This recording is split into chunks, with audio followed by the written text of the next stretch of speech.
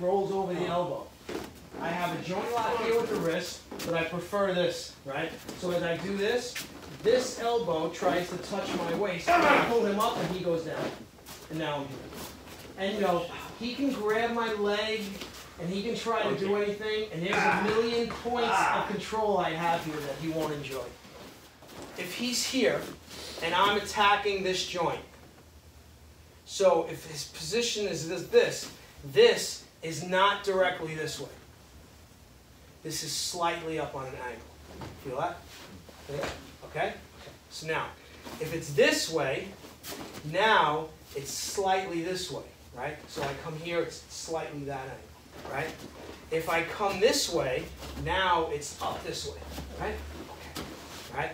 So depending on how it is, now this one is more or less almost straight down. So you have to know instantly, by when I grab the hand, if I'm attacking the elbow, I know I have to go that way. I have to know the angle. That has to become totally instinctual. Okay? Once it becomes instinctual, changes everything. Because no matter what he does, no matter how he grabs you, you can feel it and you can make the adjustment. Okay? So like I tell people all the time, I go to do this, right? I go to do his arm bar. He feels this, he bends his arm. I just do this. Now I have this technique here. So I don't fight to lock his elbow out. If I get to here and he bends his elbow, I don't stand here trying to lock it out. He bends it, I do this. I do this. And what this is now is going right into his center. And he'll tell you he doesn't like it. The angle. So they can see it.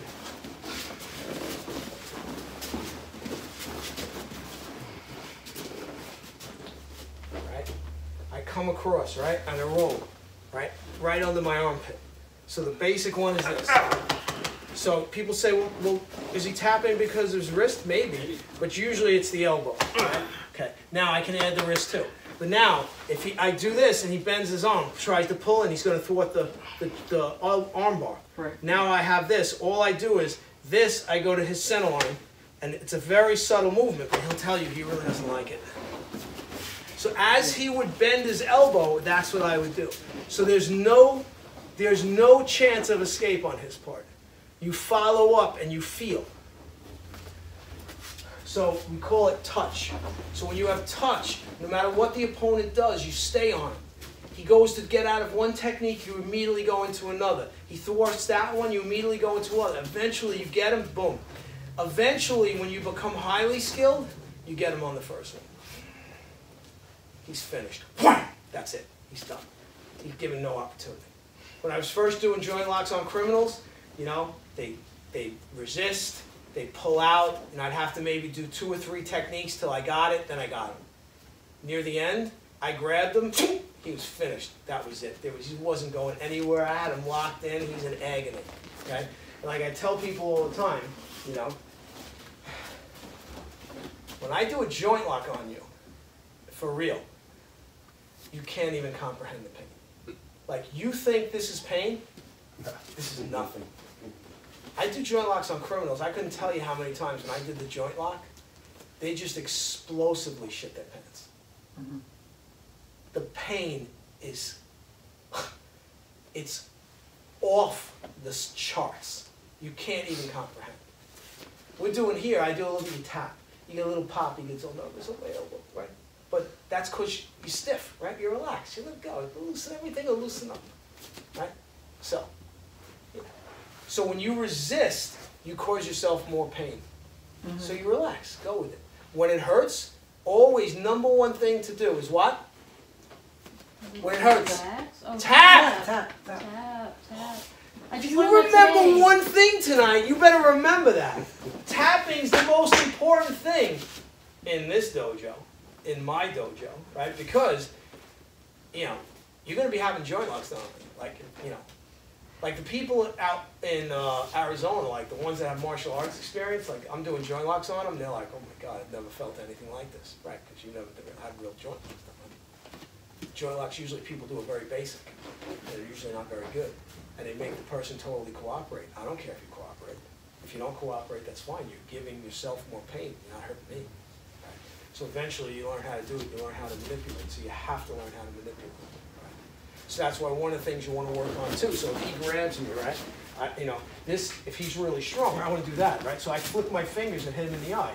You don't think, you're blocking the camera. Oh, you don't think when I do that, you don't think his head's going to snap back?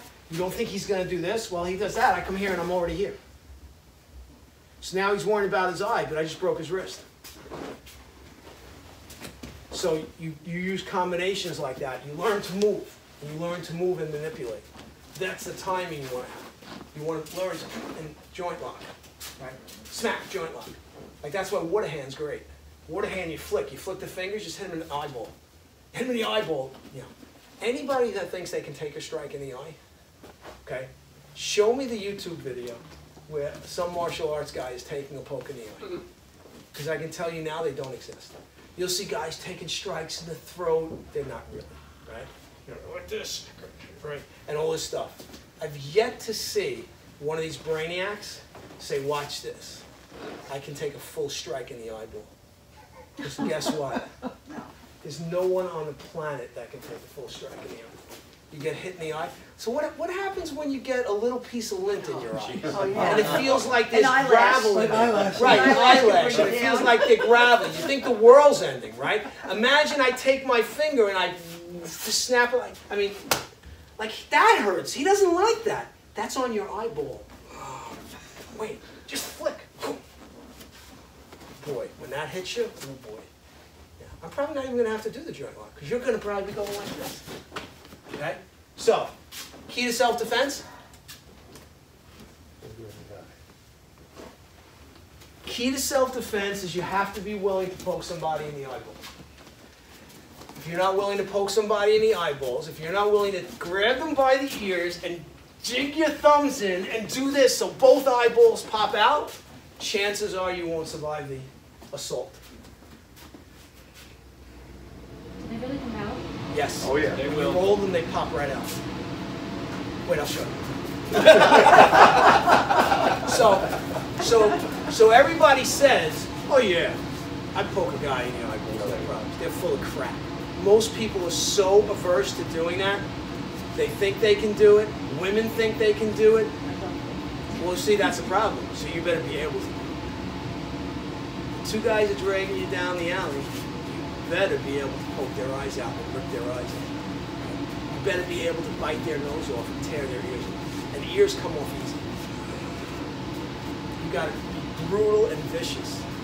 Life and death combat is not nice. It looks nothing like the movies. It's brutal. And if you're a woman and you're being attacked, you've got to be vicious. Vicious beyond all measure. Eyeballs, bite his throat, tear his jug, whatever you have to do. You've got to be totally vicious. Have to be. And the problem is everybody is trained what? From a little kid to what? Be nice. Yeah, be nice. No. You have to be willing.